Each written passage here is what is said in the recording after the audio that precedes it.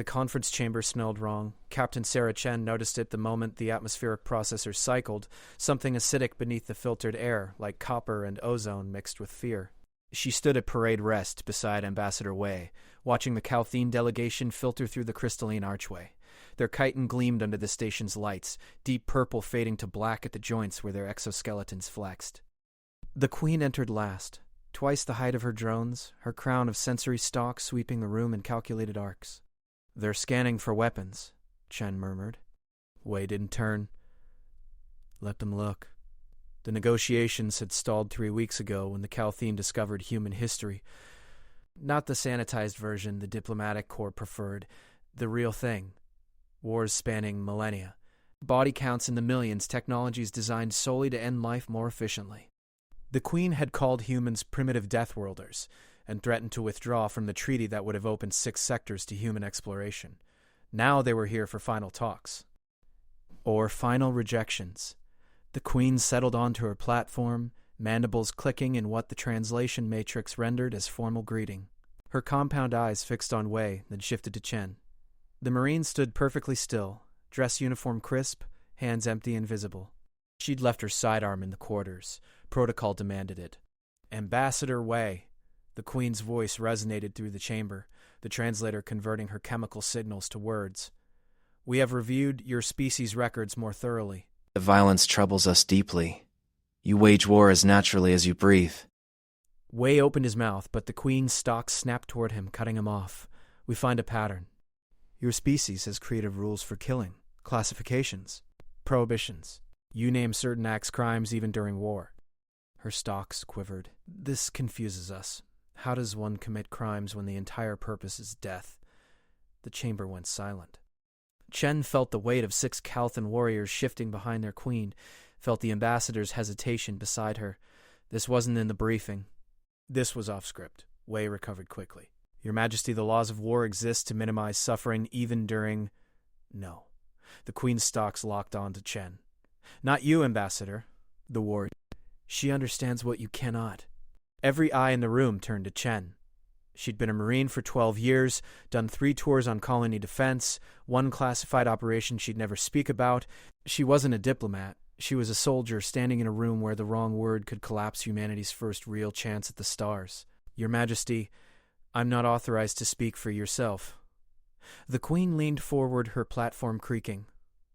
"What are war crimes, Marine? Explain why humans create rules for violence, then violate them. Explain why some killing is acceptable and some is not." Chen's jaw tightened. She looked at Wei. The ambassador's face was stone, but his eyes held a question. "Can you do this?" She turned back to the Queen. "War crimes are when we become the monsters we're supposed to be fighting against." The Queen's stalks went rigid. "Define monster. Something that kills without reason. Without necessity. Without mercy when mercy is possible." Chen's voice stayed level, parade ground clear. "We make rules because we know what we're capable of. We've seen what happens when there are no limits." "You have witnessed this?" Chen's throat went dry. Images flickered behind her eyes. Things she'd buried. Things that woke her at 030 with her heart hammering. "Yes. Tell me, Your Majesty." Wei started. "Tell me," the Queen repeated, and her warriors shifted closer, not threatening but intent, hungry for understanding. Chen breathed in, breathed out. There was a settlement. Colony world, outer rim. Raiders hit it before we arrived. No military value, no resources worth taking. They just wanted to hurt people. She paused, forcing the words steady. They lined up families. Made children watch their parents die. Made parents watch their children. They recorded it, broadcast it. Not for intelligence, not for strategy. For terror. For fun. The Queen's stalks trembled. "What did you do?" "We hunted them. Found them 3 systems away, hiding in a debris field. They surrendered when they saw our ships." Chen's hands stayed at her sides, but her fingers curled into fists she couldn't fully control. "And we followed protocol, we took them alive. We brought them to trial. They faced justice, not revenge." "Why?" The Queen's voice held genuine confusion. "They deserve death. But if we'd killed them there, if we'd made them suffer the way they made others suffer, we'd have become what they were. There to protect us. To make sure we stay human even when everything in us wants to be something else." The chamber held its breath. The queen's stalks moved in patterns Chen couldn't read, faster than before, almost agitated. When she spoke again, her voice was quieter. Your species frightens us, Marine. You were born for violence. Your world made you predators. Yet you chain yourselves with laws you know will be broken. Why create limits you cannot enforce? Chen met those compound eyes. Because trying to be better than our nature is the only thing that makes us worth anything at all. The silence stretched. Wei stood frozen. The Calthian warriors hadn't moved. Then the queen's platform shifted, lowering until she was nearly level with Chen. Tell me more, she said. Tell me what these crimes are. Tell me why humans believe some violence is justified and some is abomination. I must understand this before I can trust your kind among the stars. Chen looked at Wei one more time. The ambassador gave the smallest nod. Permission. Or maybe surrender to necessity.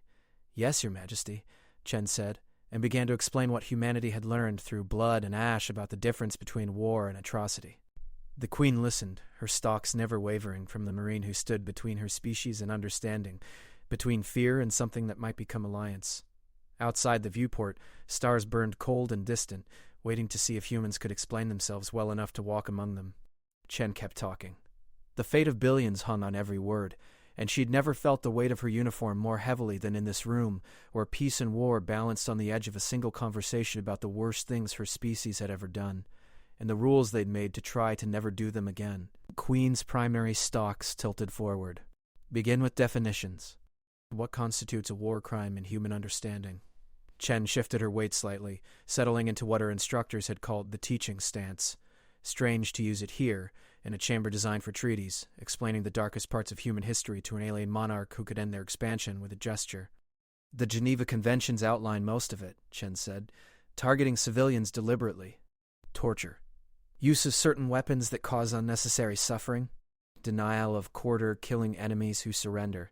Using protected symbols like medical insignia to deceive. Taking hostages. Forcing prisoners to fight against their own side. These are all forbidden? The queen's mandibles worked silently. In all circumstances? In all circumstances. Yet they happen, yes. Then your rules fail.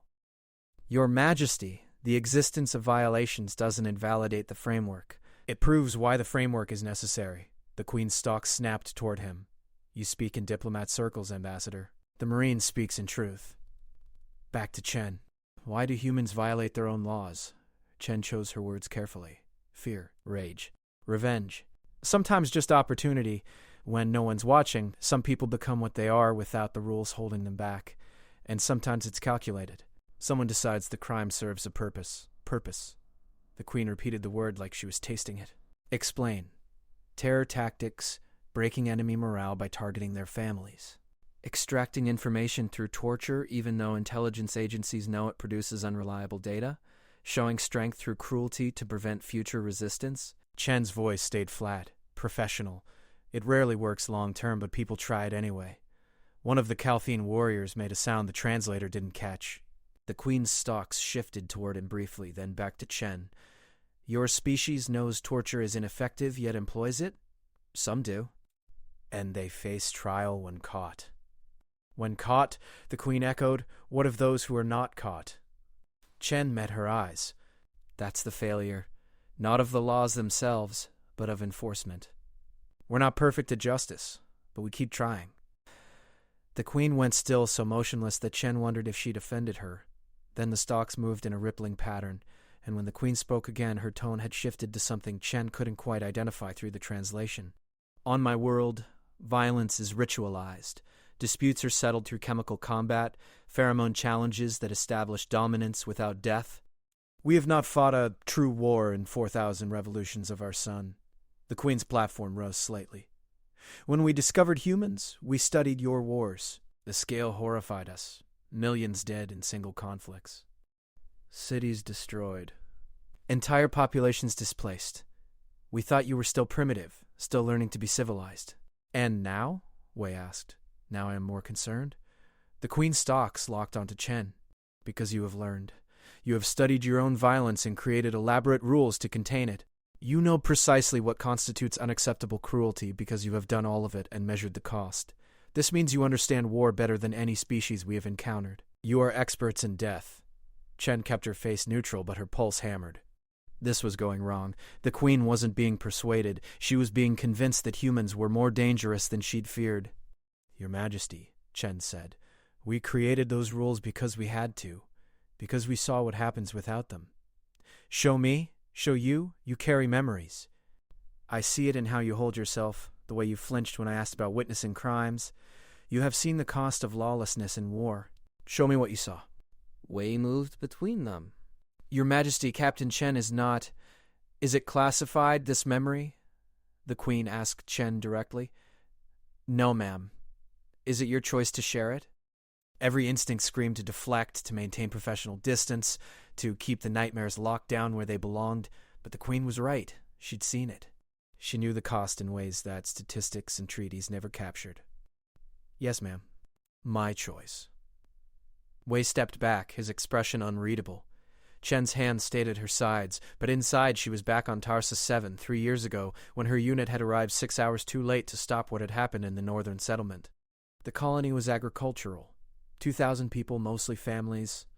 The raiders were human, a paramilitary group operating outside any government authority.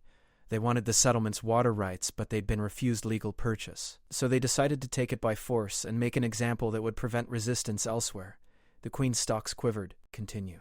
They used chemical weapons first, riot agents that aren't lethal but incapacitate. They rounded up everyone in the central square. Then they started executing people. Not quickly, not mercifully. Chen's voice stayed steady through pure will. They chose the method specifically to maximize suffering, maximum fear. They made others watch, made them beg, recorded everything and transmitted it to 6 other settlements with water access with a message: "Surrender your rights or this happens to you. You arrived after this, we arrived during." Final stages, 37 people still alive when we breached their perimeter. Chen's jaw tightened. The raiders had protection, mercenaries with military-grade equipment. We had to fight through them to reach the square. By the time we did, the raiders had killed 19 more people. 18 survived. The chamber was absolutely silent. "What happened to the raiders?" the Queen asked. "The ones who didn't die in the fight surrendered when they realized they were outgunned. 14 of them. They dropped their weapons, put their hands up, followed all protocols." Chen paused. "And one of my Marines wanted to execute them anyway." Wei's head turned sharply. This wasn't in the official reports. "Corporal Hayes," Chen continued, "lost his brother in a similar attack 2 years prior. He raised his weapon. Put it to the head of the raider who'd been giving orders. Said these weren't prisoners of war. They were murderers who deserved immediate justice. What did you do?" The Queen's stalks were absolutely still now. "I told him to stand down." He refused. Said the rules didn't apply to people who'd already broken them. Said execution was mercy compared to what they'd done. Chen's voice dropped slightly. He wasn't wrong about that last part. "I relieved him of duty and had him escorted to the transport." The raiders went into custody. They faced trial. 12 were convicted and sentenced to life imprisonment on a penal colony. 2 were acquitted due to insufficient evidence of direct participation in the killings. The Queen's stalks snapped forward. "You let them go?" "The evidence wasn't conclusive enough for conviction under our legal standards. They walked." "This is justice?" Chen met her eyes. "It's the system we built to make sure we don't punish the innocent along with the guilty. Sometimes it fails. Sometimes it lets people escape who deserve punishment. But the alternative is worse." "Worse than letting murderers free?" "Yes," Chen said simply. "Because if we lower our standards when we're angry, when we're hurt, when we want revenge, we lose the only thing that separates us from the people we're fighting. Corporal Hayes wanted to execute those raiders. Maybe they deserved it. But if I'd let him, what would stop the next angry Marine from executing someone who only looked guilty? Or someone who was guilty of a lesser crime? Or someone who just made them angry?" She took a breath, feeling the weight of the Queen's attention like physical pressure. "The rules aren't there for the easy cases. They're there for when everything in us wants to break them. When mercy feels like cowardice and restraint feels like weakness, that's when they matter most." The Queen was silent for a long moment. Then, "What happened to Corporal Hayes?" "Disciplinary action. Extended rank." "He's still a Marine, still serving. He followed orders when it counted, even though it nearly broke him to do it." "You punished him for wanting justice. I punished him for attempting to circumvent the process that determines what justice is. There's a difference. The queen's stalks moved in that pattern Chen couldn't interpret. Then she spoke, and her voice carried something new. Not fear, not suspicion, but something closer to recognition. You are a dangerous species, she said. Not because you lack compassion, because you possess it while being capable of such violence. You feel mercy and choose restraint even when rage would be easier. This is not primitive behavior. This is sophisticated control of predatory instincts that most species never developed because they never needed to. Shen wasn't sure if that was praise or condemnation. The queen continued. On my world, we avoid violence because we never evolved it as our primary survival strategy. You embrace it when necessary, but chain it with elaborate rules because your evolution made you killers, who then developed consciousness sophisticated enough to question killing. You are warriors who have taught yourselves ethics in the midst of bloodshed. This is unprecedented in the species we have studied. Wei spoke carefully. Does this change your assessment of the treaty, Your Majesty? It complicates it, the queen said. I must understand more. She gestured, and one of her warriors brought forward a crystalline tablet. The queen's stalks danced across its surface, and a hologram materialized in the center of the chamber, a battlefield scene from human history. Chen recognized it immediately. Verdun, First World War, trenches stretching toward the horizon. Your great war, the queen said. We studied this conflict extensively. Millions died. Chemical weapons were employed despite treaties forbidding them. We found evidence of numerous violations: torture of prisoners, execution of wounded, deliberate targeting of medical personnel. The hologram shifted, showing documentation. Yet humanity calls this war a turning point, claims it led to stronger laws, better protections. How does such suffering produce improvement? Chen stared at the images of mud and barbed wire and men who died a century before she was born. Because we saw the cost of inadequate rules, the earlier conventions didn't cover enough. They had loopholes. They weren't enforced. So after the war, we expanded them, made them clearer, tried to close the gaps that had allowed so much suffering. You built better cages for your violence. Yes, ma'am. Rwanda, 1994. Chen's stomach tightened. Genocide, the queen said. 800,000 dead in 100 days. The international community possessed laws against this, possessed the power to intervene, did nothing until it was over. Her stalks quivered. Your rules failed completely here. Chen forced herself to look at the images. Yes, ma'am. They did. Why? Political will, lack of enforcement mechanisms. Nations prioritizing their own interests over intervention. Bureaucratic delays, failure to classify it as genocide quickly enough to trigger response protocols. Chen's voice stayed level. Every reason is an excuse. We knew it was happening, we let it happen. The rules existed, but we didn't enforce them. That blood is on all of us. Yet you keep the rules. Because the alternative is to abandon the attempt entirely. To say that because we fail sometimes, we shouldn't try at all. That's not acceptable. The queen's platform lowered until she was nearly at eye level with Chen. Explain something, Marine. Your species has failed to prevent atrocities despite possessing laws against them. Your rules are violated regularly. Your enforcement is inconsistent. Why should any species believe you will restrain yourselves among the stars when you cannot even restrain yourselves on your own world?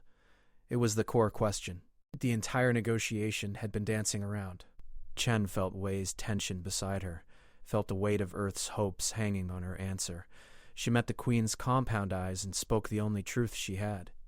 Because we're still trying. Because every time we fail, we examine why and attempt to do better. We created the Geneva Conventions after seeing the horrors of industrial warfare. We created the Genocide Convention after the Holocaust. We expanded protections after Vietnam, after Yugoslavia, after every conflict revealed new ways we could be monstrous to each other. We're not perfect. We're not even close, but we're not giving up. Chen's hands remained at her sides, steady despite everything. You asked why you should trust us among the stars. I can't promise we won't make mistakes. I can't promise every human will follow every rule. But I can promise that we know what we're capable of, that we've seen the worst of ourselves, and that we've built frameworks to try to prevent it. That has to count for something. The silence stretched. The queen's stalks moved through complex patterns Chen had no hope of understanding. Then the queen spoke, her voice quieter than before. Tell me about proportionality. The shift in topic nearly gave Chen whiplash. Ma'am, your laws of war include concepts of proportional response. Explain this. Why is excessive force a crime when the objective is victory?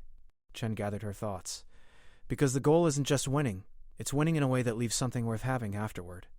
If you destroy everything to achieve victory, you've won nothing. Proportionality means using the minimum force necessary to achieve legitimate military objectives. Give me an example. Chen thought carefully. If enemy combatants are using a building for sniper positions, targeting that building is legitimate. But if you can neutralize the threat with precision strikes instead of leveling the entire structure and killing everyone inside, including civilians, the proportional response is precision strikes. Using the larger weapon just because you have it available is excessive. What if the precision strike is riskier for your own forces? Then that's the cost of following the rules. We accept greater risk to ourselves to minimize harm to non-combatants. The Queen's stalks went rigid. You deliberately endanger your own warriors to protect enemy civilians? Yes, ma'am. This seems counterproductive to survival. Chen allowed herself a thin smile. It is, but it's necessary to maintain moral authority. If we treat all civilians as acceptable casualties, we lose the difference between ourselves and the people we're fighting against. We become the threat instead of the protection. Moral authority. The Queen tested the phrase. This has value in your warfare? It has value in everything after the warfare. In reconstruction. In peace. In whether people trust you or fear you. Military victory is temporary. What you do to achieve it echoes for generations. The hologram shifted again, this time showing contemporary peacekeeping operations, UN soldiers distributing aid, medical teams treating civilians, engineers rebuilding infrastructure. You send warriors to provide care, the Queen observed. This confuses us. Warriors exist to fight. Warriors exist to serve, Chen corrected. Sometimes that means fighting. Sometimes it means protecting. Sometimes it means rebuilding. We're trained for all of it. Are you? The Queen's stalks focused intently on Chen. What is your training in providing medical care? In infrastructure? In diplomacy? Basic field medicine. Enough engineering to assess structural damage and security. Enough cultural training to avoid causing offense when operating in foreign territory. Chen shrugged slightly. We're not experts in those fields, but we can stabilize situations until experts arrive. We can protect those experts while they work. We can show people that we're there to help, not just to destroy. You are a complicated species, the Queen said, and there might have been something like respect in her tone. You prepare for violence, but train for peace. You create weapons capable of devastating cities, but rules that forbid using them against civilians. You are killers who bring medicine, warriors who rebuild, predators who choose mercy. Wei spoke quietly. We're a species that learned hard lessons, Your Majesty. We're trying not to repeat them. The Queen's attention shifted to the ambassador. You believe this? I've seen Captain Chen's record. She's been in 12 combat situations, everyone resolved with minimal casualties because she followed protocols designed to de-escalate when possible and use force only when necessary. She's not unique. She represents the training every Marine receives, how to be lethal when required and restrained when possible. The Queen's stalks turned back to Chen. Is this true? My record is accurate, yes, ma'am. Tell me about one of these situations. One where you chose not to use maximum force. Chen thought back through her deployments, selecting one that illustrated the point without revealing classified operations. Colony raid, similar to Tarsus 7 but smaller scale. 15 armed insurgents took a research station, held 43 scientists hostage. They demanded transportation off-world and immunity from prosecution. What was the threat level? High.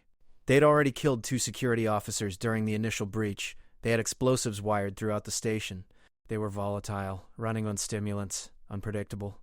Chen's voice stayed professional. I had authorization to use lethal force.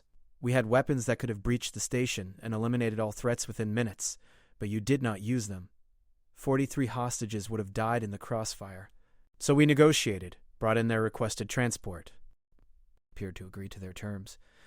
When they moved the hostages to the landing bay for the exchange, we had clear lines of sight that separated targets from civilians. We neutralized all 15 insurgents simultaneously with precision fire. No hostage casualties. You took greater risk to preserve enemy lives. We took greater risk to preserve civilian lives, Chen corrected. The insurgents made themselves combatants when they chose violence. The scientists were non-combatants, protected persons under the laws of war. We had an obligation to minimize risk to them, even if it increased risk to ourselves. The Queen's stalks quivered. This obligation, it is absolute as we can make it.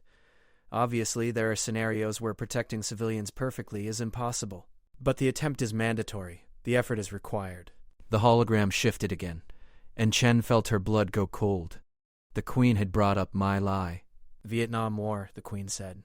A massacre. 500 civilians killed by American soldiers. Women, children, elderly, unarmed, offering no resistance. The images were stark, brutal. This was a war crime, yes? Yes, ma'am.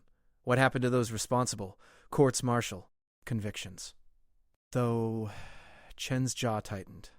Only one officer served significant time. Many in the chain of command faced minimal consequences. It was a failure of justice. Yet you presented as evidence of your laws working? I presented as evidence of why the laws are necessary? My lie happened because the rules broke down. Because soldiers followed illegal orders. Because commanders created an environment where civilian deaths were treated as acceptable. And when it was exposed, when the world saw what had happened, it became a rallying point for strengthening those rules, for making clear that following orders is not a defense for atrocities. Chen stepped closer to the hologram, facing those terrible images. Every Marine learns about my lie. We study it not to justify it, but to understand how trained soldiers can become war criminals when the rules are abandoned. We learn it so we'll recognize illegal orders when they're given. So we'll refuse them. So we'll never let it happen again. Has it happened again? Chen met the Queen's eyes. Yes, smaller scale. Different wars. We've had incidents, violations, moments where individuals or units broke the rules. She paused. And every time, we've held investigations. Courts martial. Public acknowledgement. Because hiding it, denying it, pretending we're above that kind of failure, that's how it becomes acceptable. Transparency is part of accountability. The Queen was quiet for a long moment. Her stalks moved through patterns that seemed almost contemplative. When she spoke, her voice carried a weight it hadn't before. I begin to understand why this troubles us so deeply. You are not a peaceful species pretending to be dangerous. You are a dangerous species pretending to be peaceful.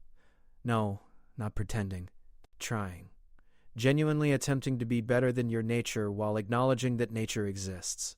This is more frightening than simple violence, because it means you know exactly what you're capable of and choose restraint anyway. It means your mercy is deliberate, not instinctive. It can be withdrawn. Wei started to respond, but Chen spoke first. Yes, ma'am. It can be. That's the risk you take if you ally with us. We're capable of terrible things. We've done terrible things, we'll probably do terrible things again. But we've built systems to minimize it, to punish it, to prevent it when possible. We've built a culture that says some actions are unacceptable even in war. We teach our warriors to value civilian life even when it costs military advantage. We're not asking you to believe we're harmless. We're asking you to believe we're trying to be better than our worst impulses. The Queen's stalks shifted toward her warriors, toward Wei, then back to Chen. And if you fail, if humans among the stars commit atrocities as you have committed them on your own world, then we'll face consequences, Chen said. We'll accept jurisdiction of whatever judicial framework the treaty establishes. We'll hold our people accountable. We'll make amends where possible and accept punishment where it's not. You would submit to alien justice for human crimes? If the framework is fair, yes. That's part of joining a larger community, accepting that our rules aren't the only rules, that we have obligations beyond ourselves. The Queen went absolutely still. Then her platform lowered completely until she was on the same level as Chen and Wei, a gesture of equality that made Wei's eyes widen slightly. Marine, the Queen said quietly, you have given me understanding I did not expect. Your species disturbs me. Your capacity for violence is profound, but your capacity for restraint is equally profound, and that makes you unpredictable in ways that matter more than simple aggression. She paused, stalks moving in complex patterns. I will recommend to my council that we proceed with the treaty, but with conditions. Your forces operating in Calthene space will be subject to joint oversight. Any violations of your own laws of war will be prosecuted through combined tribunals. You will not police yourselves alone. Wei stepped forward. Your Majesty, that would require accepting that your rules, as you've explained them, must be enforced by more than human judgment. If you truly believe in these laws, you will accept external accountability for them. Chen met the Queen's eyes. I can't speak for command, Your Majesty, but speaking personally, that seems fair. If we want you to trust our laws, we should be willing to have you help enforce them.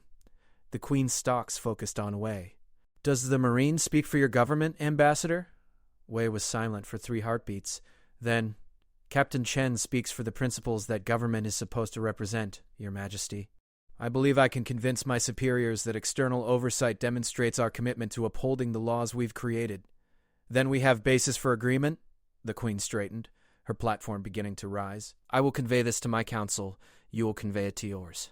We will meet again in 7 cycles to formalize terms. She turned toward the exit, her warriors falling into formation around her, but paused at the archway. Captain Chen? Your Majesty? The rules your species has created, they are not enough to make you safe, but they are enough to make you trustworthy. That is a distinction I did not expect to make. The Queen's stalks shifted in what the translator rendered as thoughtful. You explained war crimes to me today. You showed me that humans understand monstrosity because you have been monstrous, that you have built cages for your violence because you fear what you become without them. This is not the response of a primitive species. It is the response of a species that has grown wise enough to fear itself. The Queen's final words hung in the air as she departed. I hope your wisdom proves stronger than your violence, Marine. For all our sakes. The chamber emptied, leaving only Chen and Wei in the silence. The ambassador exhaled slowly. That was either the best negotiation I've ever witnessed or the worst career move you'll ever make, he said. Chen stared at the space where the hologram had been, where images of human atrocities had flickered and died. Did I just commit Earth to alien oversight of our military operations? You committed Earth to accountability for its principles, Wei said. Whether that's the same thing remains to be seen. He turned to face her fully. Why didn't you sanitize it? You could have presented our rules without dwelling on our failures. Because she deserved the truth, Chen said simply. She was trying to understand if we could be trusted. The only way to answer that honestly was to show her what happens when we fail and what we do about it. Anything less would have been another kind of lie. Wei nodded slowly. You're right, and it might have actually worked. He glanced toward the exit. Though I'm not sure Command is going to appreciate the creative diplomacy. Chen allowed herself a slight smile. I'm a Marine, sir. I was just following orders. You told me to explain war crimes. I explained war crimes. You explained humanity, Wei corrected, which is more complicated and more dangerous than I think anyone expected. He headed for the door, then paused. The corporal you mentioned, Hayes. What really happened after Tarsus 7? Chen's expression went carefully neutral. Exactly what I said. Disciplinary action. Evaluation. Still serving. And he saved 4 civilians during a rescue operation 6 months later because he followed rules of engagement instead of shooting first. The restraint I forced him to practice became habit. He's a better Marine for it. Wei studied her for a moment. You believe that? That forcing people to follow rules makes them better. I believe that practicing discipline makes you disciplined, Chen said, and that sometimes being forced to do the right thing enough times makes it easier to choose the right thing. Hayes didn't want to show mercy, but he did it anyway because the rules said so, and next time it was a little easier. And the time after that, until eventually it became part of who he is, not just what he's required to do. You think that works on a species-wide scale? Chen looked out the viewport at the stars, at the vast territory humanity wanted to explore, and the alien civilizations waiting to see if they could be trusted. I think it has to, she said quietly. Because the alternative is admitting that we're just violence wearing a thin coat of civilization, and if that's all we are, we don't deserve to be out there. Wei followed her gaze. The Queen thinks we're dangerous. We are dangerous. She also thinks we might be trustworthy. We might be. Chen turned from the viewport. But only if we keep building better cages for our violence and keep forcing ourselves to stay inside them even when every instinct screams to break free. That's the deal. That's what civilization is. Choosing restraint over rage, rules over revenge, tomorrow over today. And you think the Queen understands that now? Chen thought about compound eyes studying human history, about stalks quivering at descriptions of atrocity, about a voice asking why humans created rules they knew would be broken. I think she understands that we're trying, Chen said. And for a species like us, maybe trying is the most honest thing we can offer. They left the chamber together, walking corridors of crystal and steel, while somewhere in the station's depths, the Queen was transmitting her report to her council, and on Earth, way superiors were preparing to argue about oversight and sovereignty and whether a marine had just saved humanity's expansion into the stars or doomed it. Chen didn't know which it would be, but she knew she told the truth. About war crimes, about human nature, about the rules that held back the darkness and sometimes failed, and were reinforced and failed again in an endless cycle of aspiration and failure and renewed attempt.